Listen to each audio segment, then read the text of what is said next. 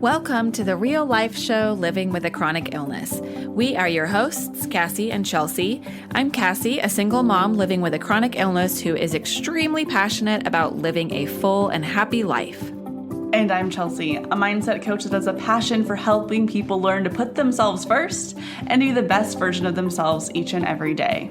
We came together to create Spoonies Unite, an uplifting community that offers resources, guidance, and support so you can live your best life while giving you the space to be yourself, be heard, and feel understood. We hope that by providing education from experts, we help Spoonies and their loved ones thrive. This show is not only for those who live with a chronic illness, but their friends, family, spouses, and just anyone else existing on the earth. Our goal is to normalizing having a chronic illness by sharing the real stories with real people and show the world how relatable those everyday struggles can be. There's a little something in here for everyone. And of course, thank you to our patrons for your continued support making this possible. If you love our show and want to get some extra goodies, go to patreon.com/therealspoonies.unite. Enjoy the show. Hi, everybody, and welcome to today's episode of the real life show, Living with a Chronic Illness. Today, we are so excited to be interviewing Jordan Ray. Jordan Ray has gone from a star athlete, brain surgery survivor, to serial entrepreneur all before age 20. Jordan Ray is the founder and CEO of Limitless Medical Logs, keynote speaker, and aspiring author. Jordan had to make a quick shift from a prospective D1 college athlete to a brain surgery survivor after an unexpected blackout on the softball field left her fighting for her life at only 17 years old. As she continues to fight for her health, she used this adversity as an ally and launched Limitless Medical Logs at age 20. Limitless Medical Logs was founded for patients by a patient and is your go-to health preparation manager at your fingertips. We provide medical journals and a new digital app which helps patients immediately track pain, symptoms, concerns, and questions to prepare for upcoming appointments. Cassie and I, once again, we love talking to Jordan. We love all of our interviews. It was a group of girlfriends sitting around having coffee. She is so sweet and so inspirational. I mean, homegirl went from being a D1 scholarship person to not being able to play her sport at all. And while that was a challenge that she'll talk about in this interview, she used her adversity, her experience to create something really, really cool that not only helps her and other members of her family feel their best and take charge of their health, but also that she's sharing it with all of you. She's sharing it with the rest of the world. And she's an incredibly inspiring young woman. And we really hope that you enjoy this conversation with her. Hello, everyone, and welcome to today's episode of the Real Life Show, Living with a Chronic Illness. Today, Cassie and I have Jordan Ray with us. Hi, Jordan. Hi, how are you? We're great. We are so excited to have you on today. I'm excited to be here. So Jordan has a very interesting story to tell you all and a very, very cool thing to talk about too. So make sure you don't just tune out after a story. Make sure you stay along for that. So Jordan, will you start off by telling our listeners a little bit about who you are and what got you to being here today with us? Sure. So I was an athlete, 13 years. I was a prospective D1 athlete. My dream was to be a D1 athlete, and I'm also now a brain surgery survivor. I am a serial entrepreneur, keynote speaker, and soon-to-be author. So that, Woo! Yeah, This is so exciting. And you played softball, right? I did. I played for 13 years. I started when I was 4 years old. Oh, wow. I played softball too, so. You did? Mm-hmm. What position did you play? I was a catcher. Oh, okay. I played third. Nice. I give you props. I caught my 7th, 8th grade year. Knees are killing me. Ankles are killing me. So I give you mad props for being a catcher. Thanks. My knees are fucked up. I know. I was actually just thinking, I didn't know that about you either, Chelsea. And Really? like with your like hip stuff, I mean, that's gotta be like, There's a reason my hips and my knees hurt sometimes. But yes, Jordan, I give you props because I liked catching because I had gear on me. Yeah. You know, it was like, it sounds so terrible. You have a bat in front of you to ball. And I'm like, yeah, but I have a helmet on literally all the time. I'm safe. I felt so safe. And whenever I had to go like do fielding practice, I was like, oh my God, the ball is coming at me and there's nothing to protect me but my glove. I don't like this. Yeah, I fell in love with third. I mean, I love the adrenaline that it gave me. My coach actually made me play so far up. I can tell you what gum, like flavor gum the girl was chewing. Dang. But it's better for me, the reaction time. And I mean, is it going to be a line drive at your face or, backhand? I loved it. That's fantastic. Damn. So something happened that kind of stopped the sports playing for you, right? Yeah. So it was my junior year. We actually just came back I had a few scholarship offers and I was touring the schools, and my mom actually just went into remission for cancer at that time. So a lot was going on. Yeah, it's a lot. Everything felt like it was falling into place. So we did the tours, we come back, and it was a normal game day, and I was running for a routine bunt at third base. And if nobody knows what a bunt is, it's instead of they don't swing, they just put the ball down pretty much in front of the catcher. Yeah, like that. Little tap. So I was running for a routine play, and I just blacked out. And I got up a few seconds later telling everyone, I'm fine. I thought I just tripped and fell. I was very clumsy, had a lot of injuries. And I walked back to third base, telling everybody I was fine still. Worst ever migraine, extreme neck and back pain. But the scariest part of it all was I had no clue who these people were around me. And that's when I knew something was wrong. I've played with these girls for years, these coaches for years. And I actually continued to play for 4 more innings until the trainer pulled me out for concussion protocol because I was. It took her 4 innings? 4 innings because I kept telling her I'm fine, leave me alone, get out of the. I know, but it's her job to be like, shut up, student athlete. I know. I'm here to take care of you. Sorry, I digress. No, it was her job, and this was the first play of the game. So she made me leave the field, and the game ended. I went straight home, which really you're not supposed to do when concussion protocol. But I went home, went to sleep, and I went to an orthopedic. Oh, God. Yeah, you're cringing right now. I know. Okay, wait. So did you just trip and fall? I blacked out. Yeah, I'll get there to kind of why. But so I went to an orthopedic. He told me you have whiplash. You're fine. I'm like, okay, great. I'll get back onto the ball field in a week. And 50 migraines later, I'm sitting in my first ever neurosurgeon's appointment because you can't get in. You can't call and get in the next day. No. And he looked at me. He's like, I think I know what it is. He sent me for MRIs and CAT scans. I come back and this was in September. And he's like, you have something called Chiari Malformation. So it's a serious neurological disorder where my cerebellum extends into my spinal canal, blocking cerebrospinal fluid to and from my brain. That is how I blacked out. The extension of my neck caused the flow to stop right in my neck. And it was good night for a few seconds. And the craziest thing about the diagnosis is I was born with this. I was a competitive athlete for 9 years. I never had one symptom, one migraine, nothing, never blacked out until that one day. That is so interesting. Because how many times have you like thrown your head back in your life and it never made you black out before? 1,000,000 times. It was crazy. Diving, sliding, all of those motions cause it. I mean, getting hit in the head. I've had concussions, but it was so insane when he diagnosed me. I didn't believe it at first. I'm like, you sure? Is there something you're missing? Because this really doesn't make sense. But the blackout, it all made sense. And you could see it. They had me do an MRI where my neck was literally back and you see the flow cut off right here to my brain. So how interesting. Yeah. And like kind of terrifying and like mind boggling at the same time. This is when I'm like, okay, well, I want everyone to get like CT scans. Like, I know they're expensive, but like, can we find a way to have everyone have a CT scan like every 5 years or something? Yeah. Wouldn't that be helpful? MRI too, but and it all happened like the diagnosis, losing softball. Because my first question to him when he said it was, will I ever be able to play softball again? And he just looked at me, shook his head, and he said, you will never be able to put your uniform back on. So I went from a diagnosis that day, losing my sport, losing all the scholarships, everything I worked so hard for, just out the door. And the next thing he told me was, get ready, kid, you're having brain surgery. Oh my That God. was in one appointment, all of that. And how old were you at this point? I was 17. My birthday was in a week. Holy shit.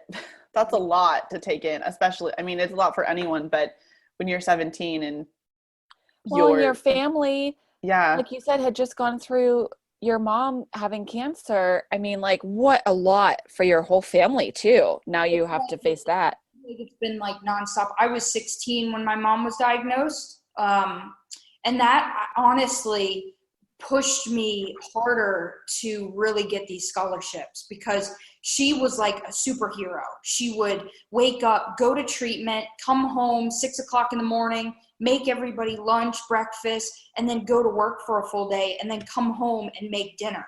But I was at softball all day, and softball became my escape. And I know you can relate to just being on the field, something happens, but I was so grateful for that sport. And I'm really grateful that the blackout happened after that, because I probably would have went insane. If my mom had cancer, I had the blackout, and I didn't have softball.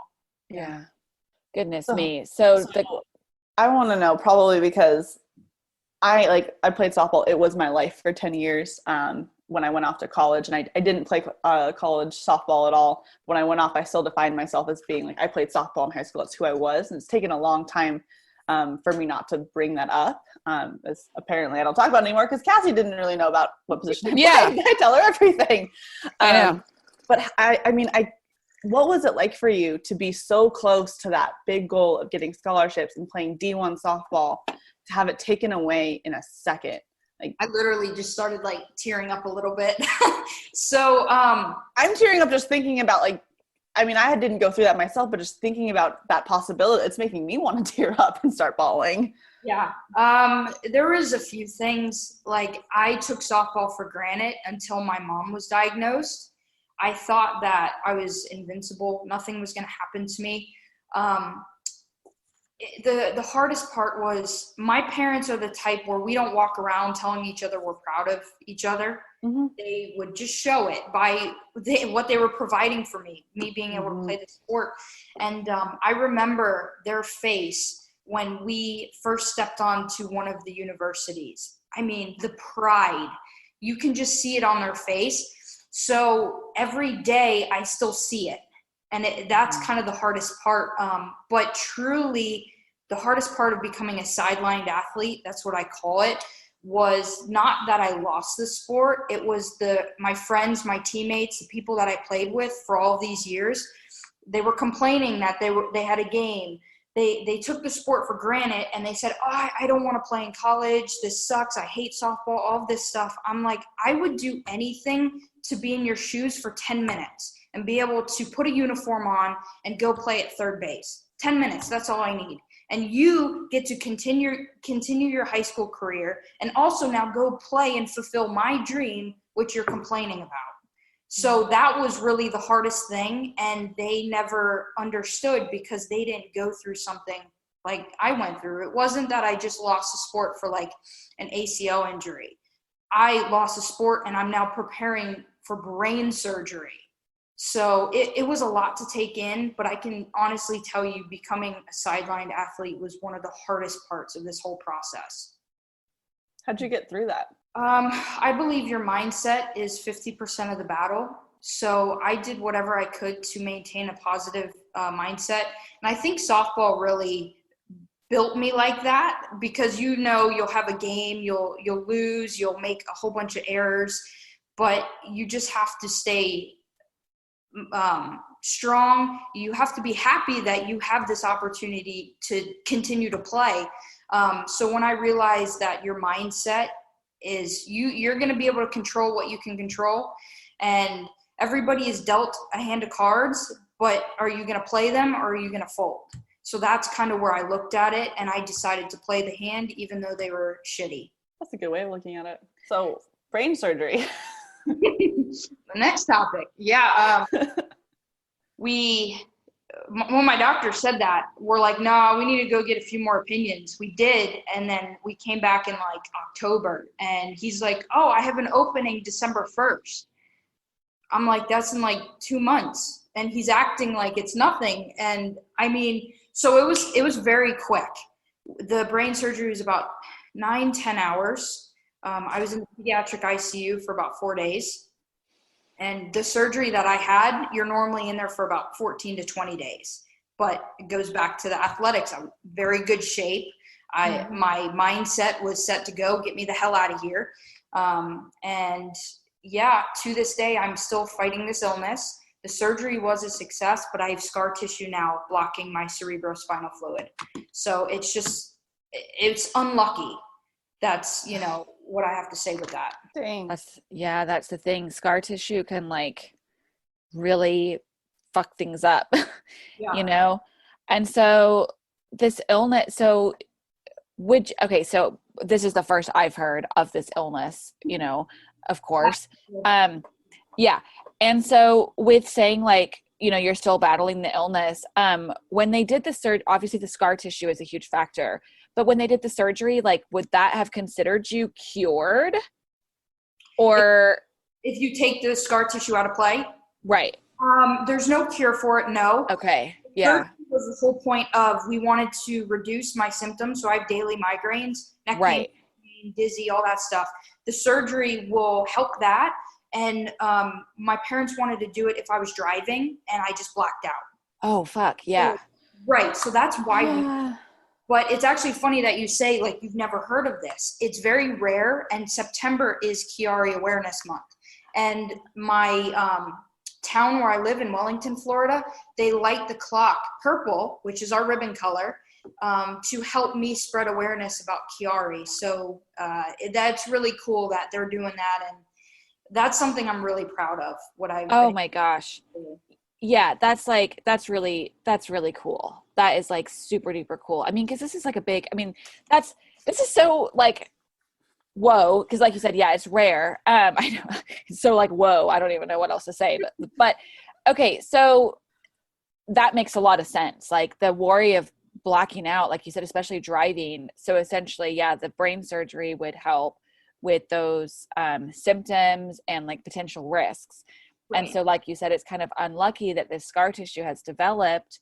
And so is that, you are obviously having migraines and these symptoms from that, but have you blacked out since that first blackout? I have not.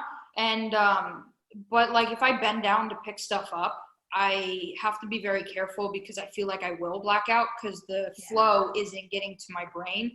I've just been very cautious. I know my limitations now. Yeah. That was a big thing to understand. Like if I drop a pen or something, I have to pick it up very slowly. But I mean, my doctor wanted to do another surgery, but I'm like, it's brain surgery. It's not like an ankle surgery or something. And my mom's like, the scar tissue will grow back and it'll keep growing back thicker and more. And it's just, we're trying to figure out what to do. I feel like I've done everything under the sun, but I'm just not getting any relief. And that part absolutely sucks. Have you heard of, and this is so funny because I'm gonna like make a suggestion, but which I sometimes really hate to do because I've also been in the boat where someone's like, have you tried this? Have you tried that? And I'm like, I don't want to fucking hear your suggestions actually right now, so I also respect that.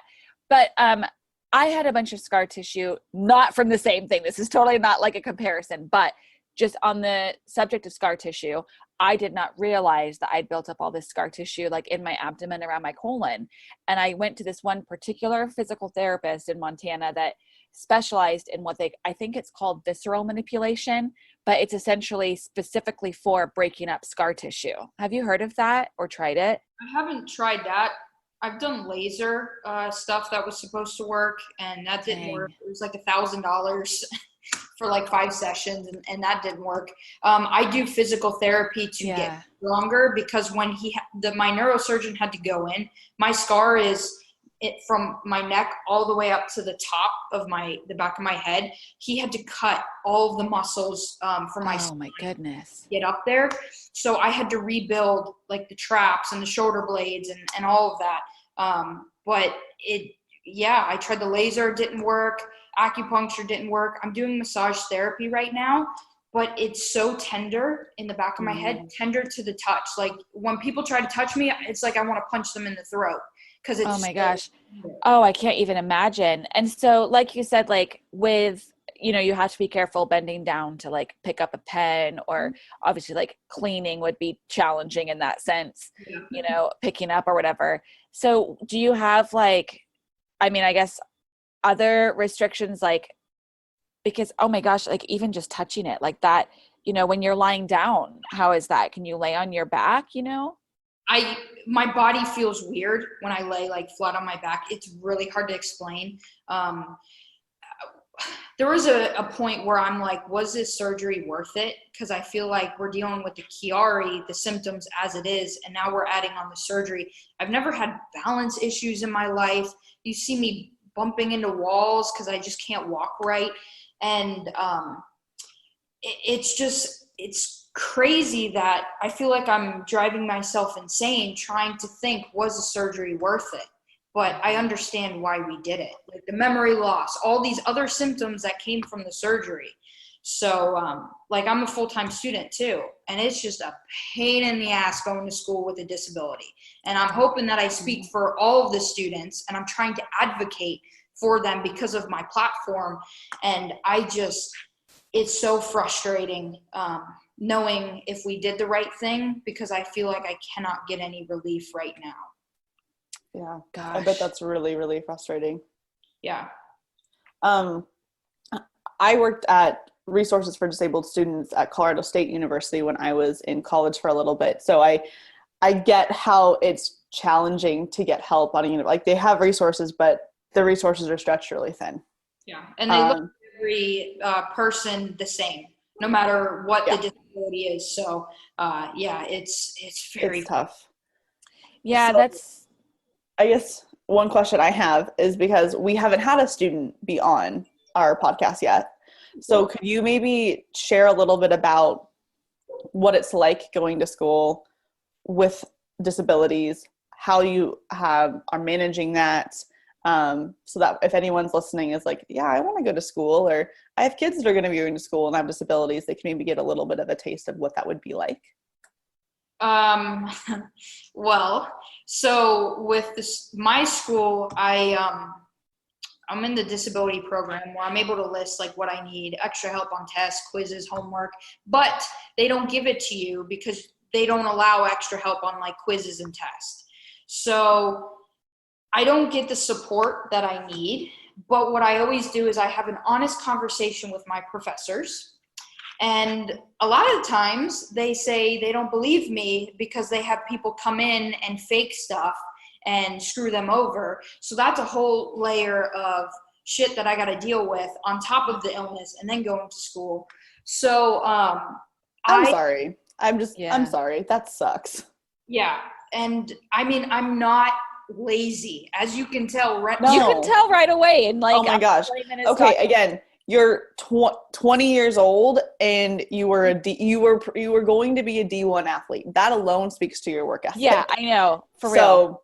You can even just tell like your mannerisms, your speech, like the way that you hold yourself, that you're not you can lazy. Tell you're a go-getter. So that's just super fucking frustrating, and it's like, God, we could go on about the whole like invisible illness platform and having to prove yourself and like not being believed. And so, yes, thank you, Chelsea, for just saying like, I'm sorry, and we hear you. And that that fucking sucks. Yeah. The whole point that I was trying to make is exactly what you just said. It's invisible and they don't believe it. But I mean, honestly, I'm still trying to figure out how to navigate school with it. I don't want to give that much advice because I'm not a pro at it. That's not something I should be a pro at, but my advice would be find a team of advisors or an advisor or two that believes you, first of all, and is really there for the students, and just talk to them and figure out how you guys can work together. That's what I did, and it still sucks, but I mean, it might work for someone else. So that's my advice. Yeah. Thank you for being honest with your advice. I think that's great. And I think I hope people listening find comfort in the fact that if they don't have it figured out either, that's okay, because not everyone does. Right. You probably won't. I mean, it's just the professors need to help, and I don't think they ever will. I think they feel they don't get paid enough, and so I don't know. I mean, I know it's like it can go into such a world of so many issues, you know, and I mean, it seems to me, especially like you said, like you don't feel as though right now, because you know, you're kind of in the thick of it. So giving advice and knowing what helps to get on the other end is hard. But what is so amazing and important is that regardless of that, you're kind of like using your experience and your platform to make a change. You know, you're trying to make a difference and make a change, which speaks volumes, especially when you're still kind of like facing adversity like every day and like obstacles with this every day. If I can add to with your question about school, I go to, I don't know if you have Florida listeners, but Palm Beach State College. So they have these forums, and I know the dean, the executive dean, we're business friends. So I have someone that I can go to, but that's not advice to someone else, you know, if they don't have the opportunity. But I went to her, I said, listen, we need to have a chronic illness forum. Your school sucks with taking care of people with chronic illnesses. And she's like, you know what? You are 100% right. Let's get this done. So we spent 8 months. I had the mayor of Wellington, West Palm Beach, all these people get involved to create this forum. We had it at the end of February. This was before all this. Yeah, you got it in right before the world went to shit. So we did that. We had over 200 people. I had 3 classes of students. That was my first ever keynote. My parents were there. And we had a panel of 8 hospitals, nonprofits, and just like caregiving people. But my whole point was that chronic illness forum was to spread awareness about invisible illnesses. And it was a huge success. And then the COVID train hit and everything went to shit. Oh my gosh. But I like want to cry tears of kind of like joy and appreciation that, you know, you were able to pull that together. And I mean, people, you know, whoever like went there and were involved at the end of February, they won't forget, you know, when COVID's over and you can like re-up all of that again, you know, that's incredible and something to be so proud of. And I mean, it's like, we always have to be reminded, I think, that, you know, making a change, like it starts with one person. You know, if you can make that difference and bring awareness, even with like just one person. And so even, you know, like you said, your dean listening and being like, yeah, you know, you're totally right. We do need to do something about it. I mean, that's huge. Yeah. And so thank you for doing that and advocating. I mean, that's amazing. Yeah, it was a really proud moment. And I've done, you know, keynote speeches before, but I took that time to kind of thank my parents too, for all the support and all the hell we've been through, because it's just been hell every single year. Something pops up. So I can't tell you like how I'm proud of all the accomplishments, but you won't hear me say it because I'm very humble. And my dad always tells me, don't get a big head with what you're doing. But that moment and this month with the lighting of the clock, those 2 things I can truly say I'm so proud of. And I'm going to keep doing more of it. Oh, that's beautiful. That's fantastic. Hey, everyone. I know you're enjoying this episode of the Real Life Show, Living with a Chronic Illness, but we're going to pause for a moment because I want to tell you about our most recent offering to help you live your best life. It is mywellnesshub.co. At mywellnesshub.co, you will find a comprehensive resource library for chronic illness individuals to live their best life. You know, all those hours you spent searching on Google to find that thing that's going to help your pain, or that thing that's going to help you feel better, or what type of diet to work, what books to read, what podcasts to listen to, you know, all the stuff. Well, we're putting all of that into one single resource library to make it easy for you to find the resources you need. And as part of that, we have our membership site, The Hub, where we're providing education for you at the low cost of $15 a month. You're going to get classes from experts around the freaking world, multiple times a month, multiple times a week. You'll have access to the recordings from the past, all sorts of really, really good stuff. So make sure you go check out mywellnesshub.co. Oh my God, I love you. Well, we can say that you're amazing. Yes. And so you don't have to have if you don't want to toot your own horn, we'll do it for you. You're great. We can do it. You're doing amazing things. Keep doing it. You will make a massive difference. And that kind of brings me to another thing we want to talk about, because not only are you trying to advocate and create awareness, but you've also created this really cool tool. So do you want to tell us a little bit about your Limitless Medical Logs? Yeah, of course. So this tool came about when I told you my mom had cancer. She would come home, papers scattered everywhere. She's so stressed. She's like, I couldn't remember to tell my doctor this and that at the appointment. And I was 16 and I'm looking at her. I'm like, there has to be a way to better communicate between patients and doctors. This is ridiculous. I would have done anything to help my mom, but I felt like I couldn't. And, but I was thriving in softball. I didn't know how to start a business. But then when my blackout hit, I was now in my mom's shoes of everything scattered everywhere. I couldn't answer my doctor's simple question of, hey, how have you been feeling the past 2 weeks? I don't know. You're like, I can't remember what happened yesterday. What do you mean how I felt 2 weeks ago? Mm-hmm. Exactly. So I made the decision when I was actually going into surgery. That's when I said, I am going to make a tool that I wish I had when I was first diagnosed. So I know only you guys can see it right now, but our medical journals, which are 6 inches by 8 inches. Y'all, it's an adorable size that would fit in your bag very easily. Like, it's amazing. And that's what I really would. User friendly, put it in your purse.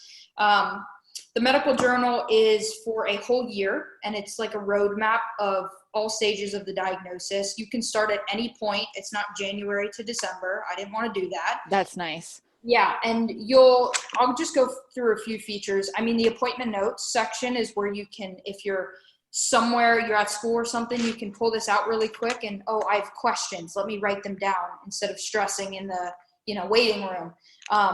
The human body chart and the diary are every single week, and you can fill out, like for me, I have migraines every day. So I fill out every single box and put, did I do something prior to cause this? So I'll show you here. And if you all are patrons, you can watch this video on our Patreon. So yeah, if you want to see the video, become a patron. All right. That's right. My plug is over. Psst. Hey, everyone. Pardon the interruption, but I know we just talked about our Patreon, which, as of the current times, doesn't exist anymore. We actually now have all of our podcast videos at the Spoonie Hub, which you can find by going to mywellnesshub.co. Just wanted to make sure that you knew where our videos are. We don't have a Patreon, but we do have the Spoonie Hub. We would love to see you there. All right, I'm done interrupting you. Going back to the interview. So we have the journal and we have the digital app coming out so right now we're in September. So we're in September and it will be out in a few weeks. The digital app will be free to download. You will have basic features that you can use for free, and there will be premium upgrades, but I'm not giving the app for free for someone to use one little thing. You're going to be able to use it. So I'm not awesome. Like some business owners. But the app is this digital version, but you're getting appointment reminders. You have more of the technology, and I'm so excited. Like I'm like a kid in a candy store. I'm so excited for the app. I mean, it took me 4 years to design this. So if that, oh my gosh, that will show you that I just don't throw crap together. I put time and effort into it. And so the app should be out in a few weeks. So probably by the time this episode comes out, y'all should be able to go over to the App Store and you should be able to search. It's just called Limitless, right? It's Limitless. Yep. So you should be able to look at Limitless and the app should be there. Logo. That will be the logo on it. it's so cute. It's so cute. Y'all, you need to go download the app, because I know Cassie and I have had multiple conversations about, especially as we were starting our business, of, well, how do we want to help people? And we were getting questions about like symptom trackers and time tracking and all this other stuff. And I know we kind of looked, Cassie, but we couldn't find anything that we really, really liked. No.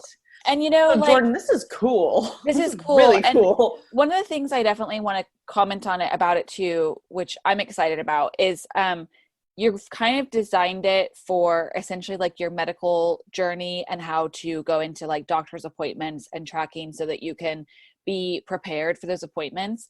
Because like sometimes with like food journals, so, and actually Chelsea, like I can't remember now if we talked about this in the very beginning of our podcast episodes or if it was just when we were doing in-person meetings, but Chelsea for the longest time was like telling me to do a food journal. And I was like not doing it. I just like wouldn't do it. And then week and week would go by. And then finally, instead of her being like, have you started your food journal yet? She was like, why have you not started your food journal yet? Right. And I just want to say that I didn't tell her to do that because I think food journals are the end all be all of the world. It's that Cassie was like, I was like, you feel like shit. What would help you feel better? And she was like, probably tracking my food. And I was like, okay, do a food journal. So it was Cassie's idea. Yeah, that's a good point. I just made her do it. So she was just my like accountability person when I was like, I think I need to do a food journal. Anyways, so when it was like 5 weeks went by and she was like, why haven't you done your food journal? What is stopping you from doing it? And then I was like, I think I'm like really afraid to do it because I don't want to see how much food I can't eat or shouldn't be eating or how much food is upsetting me because I love food. I'm not a picky eater. I love all the food. And I like can't eat most of the food. And so then that was like a really interesting moment to realize like, I don't want to see it all laid out, written out. And so sometimes with like symptom trackers or, food journals or whatever. And I had a conversation with Abby about this when she'll be on a podcast at some point. So I don't think she hasn't already. She has POTS. And she said one of the similar things where she was like, I don't always want to write that stuff down because it's like fucking depressing. And if I feel better one day, I like don't want to know, that I was feeling so bad all the days before. And we had a conversation about that. But what I really like about yours is that you need it because when you go into a doctor's appointment and someone says, how have you been feeling for the last 2 weeks? Often we do either focus on the positive or we forget or we put it aside, or once you get through your like horrible pain days and then you're over it, you're like, I'm done with it. And so you're like, I've been feeling pretty good. Or you like really have to think about it and be like, I guess one day I was feeling bad or I had migraines every day. But when you're like writing it down, especially to have like all of this tracked to go in and prepare so that you can advocate for yourself better in your appointments and go to your doctors and be like, I know my body, this is what's going on. Right. That is really important. And I'm super excited about this tool also. This is like, I don't know of anything quite like it also. I'm really glad you said that because I created this for my mom and I. But then that's when, so I was a customer. I was looking for one and I'm seeing a few. I'm like, what the hell are these? It looks like they've never had an illness in their life. Mm-hmm. Who's created them? And so that's kind of our tagline, created for patients by a patient. Mm-hmm. But yeah, I mean, I'm glad that you touched on, you don't want to write the negative, but I understand that, but it's important. Yeah, it is. I got sick the first week of March. I don't have COVID. I got sick with something different. And right now I'm seeing an oncologist because I was not able to track what's been going on because I would tell I went to the urgent care, the clowns at the urgent care, and they're like, oh, you just have a cold. Yeah. This isn't a cold. I've had a cold before. This isn't it. And it was during COVID. So everyone's like, you got COVID. And I have lumps on my breast, but we did an ultrasound and those are clear. So now I have another health issue that I'm dealing with, but a little thing like ringing in my ears could be a sign of a CSF leak, the cerebrospinal fluid. Mm. If I don't tell my neurosurgeon that is so important. You can die from a CSF leak. Yeah. So, I mean, those little things, it affects your plan. And this allows you to be heard by your doctor. Yeah.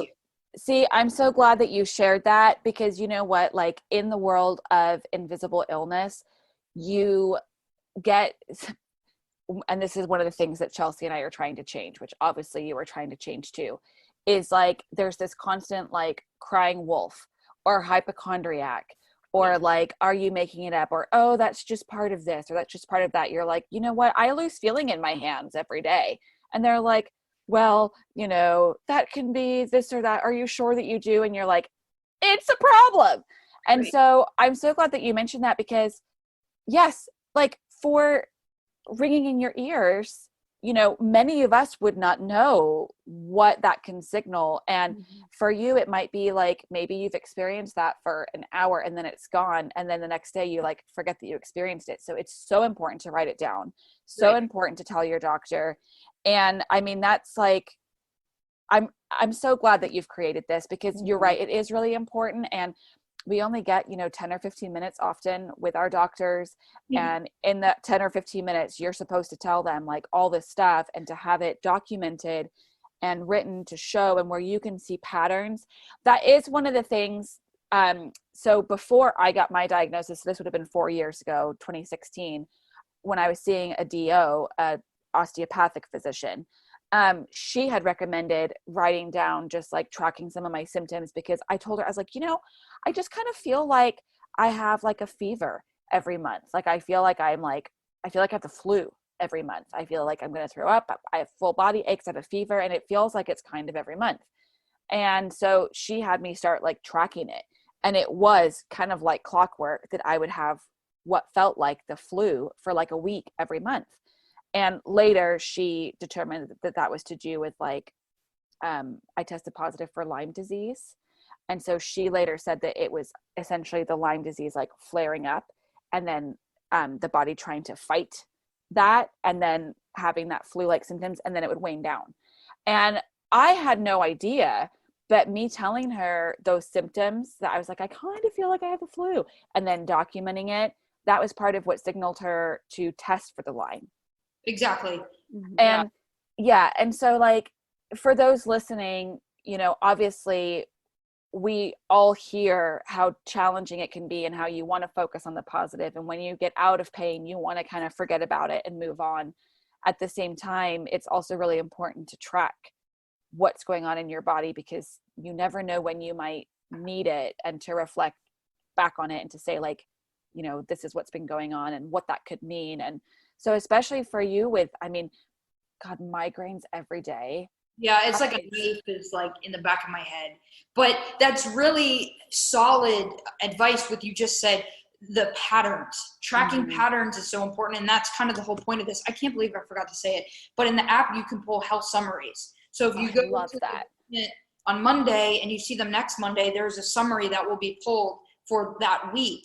So it's an easy, like a piece of paper. You just, hey, here's what's going on, or an email. I love that. So, here's the brain part. I had something else to say, but I forgot. That's okay. If it comes back to you, bring it up. I know, I was just kind of thinking, like, we talk a lot about how doctors don't believe people with invisible illnesses, but there's something about like giving like a print off of a health summary from like the past couple months or past couple of weeks, or seeing that notebook with all these symptoms tracked, these feelings. There's something about like, you can't ignore that. Like, if someone has taken the time to be like, I have a migraine every day, I feel feverish on these days, like all the stuff, like I ate this and felt like shit, then I mean, that's a lot of information that I feel like hypochondriacs are not going to do, because that's a whole different issue. And those people need help in a bit different way, and they need to be helped in a different way, not just pushed to the side too. But I mean, like I'm a science person, so when you have data in front of you, it's like, can you really ignore the data? Yeah. Well, to add on to that, I spent 2.5 years designing this. So I was still dealing with my health. So I was a test dummy. My uncle actually was diagnosed with colon cancer like 6 months after I was diagnosed with my Chiari stuff. So I gave him one. I'm like, hey, go to all your doctor's appointment, use this. And our doctors, their jaw would drop, because they see that we are taking control of our health, and they wake up and say, oh crap, now I got to give them 50. They're like, I have to actually do my job now. But it's the whole point of, now they're seeing you are active about it. Yeah. You want to get better. It's not being, I'm making this up or something. You actually are taking the time, like you just said. So yeah, it shows that you're serious. It's like one of those nice ways to be like, you know what, like, I'm serious about this.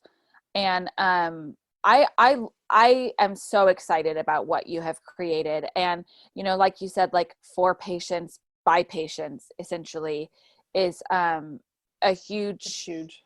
Yeah, it's huge. Like, you've been living with it. Your mom has lived with it. Your uncle has used it. I mean, this is really exciting. And I'm really inspired by, like you said, like, I really also have a lot of like compassion and understanding for how frustrating it is that you had this surgery and like you still, like, a couple of these, like, the big risks that they were trying to mitigate, like you said, like blacking out while driving or something. Like, it's understandable why to go, to try and eliminate that risk, but to be still living with so many symptoms and, trying to find a way around those things and moving on from it. Like, I really have a lot of compassion for you. It's so frustrating, but I'm so inspired by like how much you have just been like, well, I'm still going to like fight for all the people that are dealing with this. I mean, it kind of like, it's like that fight that you had obviously as an athlete, and that like grit and that determination you have just gone and taken into this like advocacy world for disabilities and chronic illness. And we need people like you who are like, you're not going to like shut me down. I'm going to fucking keep going because you've kind of got that in you, and that's softball just players are tough. super tough. We're tough. Mm-hmm. It's not an easy sport to play. I know, but I really appreciate you saying that. And I wrote it down. I remembered what I was going to say. The journals, they were $19.99. I priced them at $12.99 because I just launched a give back program where when a certain amount are purchased, I donate to children's hospitals. So yay! so people know that when they're buying a journal, you're helping someone else too. So that's what I'm trying to do, more than just, yes, it is a company. Yes, I want to do well with it. But the more people you're giving back. Yeah. See, and I love that. Like, whenever companies are giving back. So I went to physical therapy yesterday, and literally they like had these shirts up that obviously just came in because I was there like a week ago and they didn't have the shirts. And the t-shirts say like survive, thrive 2020. And I'm like, fuck yeah. That's like the year right now. And it was like 100% of the proceeds goes to the Susan something Foundation, which is for breast cancer research. And so I was, what? Susan G. Komen. Thank you. Susan G. Komen Foundation. Good job, Jordan. Because I was like, it's Susan B. Anthony. And I was like, no, that's the American historical person. I'm like, that's not right. I'm not going to say that. Yeah. So, yeah. Job, so I was Thank you. I was like, I'm buying a t-shirt. Not only because, yes, I have survived and I'm trying to thrive for 2020, but like whenever something is like donating, like I bought these like shirts that donate to sea life creatures and helping sea life, and I'm like, I'm buying this shirt because I want to donate to sea life. And Chelsea and I also, like, 10% at least of everything and anything that we bring in also goes straight to our nonprofit for chronic illness and helping with wellness treatment. So we love that you're giving back. And we need to, like, so everyone knows that by the time this episode comes out, you will likely be able to download the app Limitless. Where can people get your book, your journal? The website, limitlessmedicallogs.com. More of my stories on there if you want to read it. And you can also reach out to me. I like when people send me emails. I just love it. You can send them to contact@limitless, and I will end up getting it. Contact@limitlessmedicallogs.com. But you said Susan G. Komen. They were actually at my chronic illness forum. So, oh, yay! Cool. So what a small world.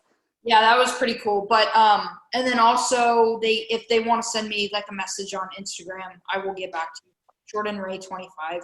So I mean, I would love everybody's help to kind of spread awareness about this, and especially with the app. And I'm really trying to change the healthcare industry, and so I need some help. I need people behind me for this. 100%. Well, what you're doing is fantastic. And it's kind of like, it seems like people should, hopefully the end goal can be like when you get a diagnosis, or even when you're on your way to getting a diagnosis, you have a limitless medical log given to you for the process. How fun would that be? Oh my goodness. I mean, someone asked me like, do you feel like you've made it? I'm like, no, not even close. But when I will is if I'm at a doctor's appointment and they say to me like, here's a medical log, or I see people using it, or it's on their phone. That is when I know I've done something good. And I'm so excited for that. But like I said, I'm so damn excited for the app. It's been such a stressful journey. It's sleepless nights, pulling my hair out. I'm just so ready for it to launch. That's huge. An app is huge. Yeah, it really, I mean, I know how hard it is to build a website. Building an app is a whole other deal, and it's incredible that you've done that.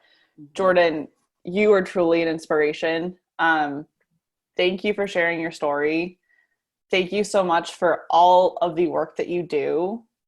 Like, I mean, chronic illness stuff, better watch out, because you're a fighter, and with you doing everything that you're doing, like, some good things are really going to happen. Oh, 100%. Thank you for creating the most amazing tracker system ever. Like, it's truly incredible. Thank you. I really appreciate the kind words. We hope you enjoyed today's episode. Please write us a review to help us reach more people like you. If you'd like to connect with Cassie and I, you can find us on Instagram at The Real Spoonies Unite. You can also join our private Facebook community, Spoonies Unite, or you can visit our website, therealspooniesunite.com, for all sorts of resources and to stay up to date with our current projects. And don't worry, you can find all of these links in the show notes below. Thank you to our wonderful Spoonie patrons for all your support, and you can become one too. That's right. All you have to do is go on over to patreon.com/therealspooniesunite, and you can get all sorts of extra goodies like videos of our episodes and more. Any support is greatly appreciated. It helps enable us to create more content for all of you, as well as make this podcast sound better and better. Thanks for listening. We can't wait to be back in your ears soon.